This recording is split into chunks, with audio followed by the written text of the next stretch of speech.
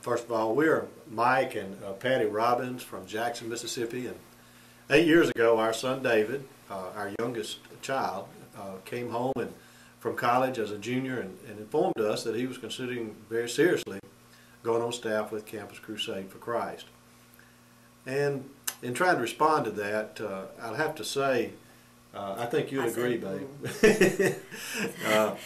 You know, I guess the term I would use is struggle. Had some struggles, and to define those, one struggle I had, being a former educator and then a businessman at the current time, David had tremendous grades. At that point, he was carrying a 4-point average on a 4-point scale, and you know, I just saw that as wasting a lot of tremendous talent there, academic, because I know how hard that is to accomplish.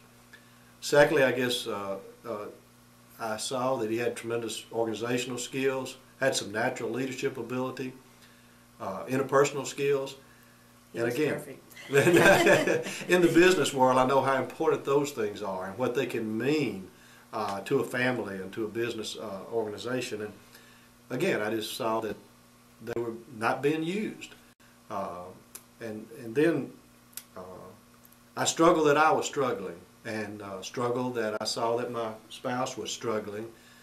And you know, we both had been involved in Campus Crusade when we were in college, not near to the extent that David had, and we'd raised our family in a Christian home, but still, so the struggle that we were struggling was pretty tough too. And our thoughts were that, you know, he has this good education, he could be a really impact the world or his community through a regular job where he would, you know, have funds that he could support a wife and family and this sort of thing. And that was coming up in the future, and that's all I could see is how is he going to educate his children, or how is he going to pay for the medical bills, or that sort of thing.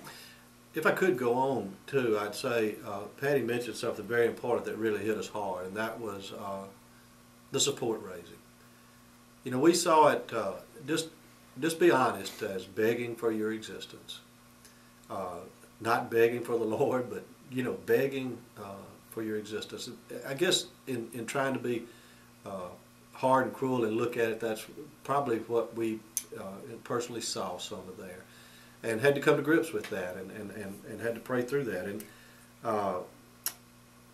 you know, or even going to your friends, yeah, and asking for a good thing, but at the same time their children were going out and they were making their own way, and that was the perception I had at the time. And not to use your term, babe, but wax on, as she says. And I'd say one other thing, control. You know, here we were, you know, we felt like we were impacting our child all through his life. He came to us for advice. You know, we were able to mold him, direct him a lot of ways. And then we were beginning to realize that, you know, something else, somebody else was controlling this little rascal now. And that was impactful in our lives. And he had all the answers, and they were good. But we thought, or I thought maybe, well, we had a little more experience. But as time went on, and we will answer that a little bit later on, but at that point, it was hard. And you had people from all sides, some people thinking, oh, that's the greatest thing in the world. And then you had those that said, whoa. And it was a roller coaster.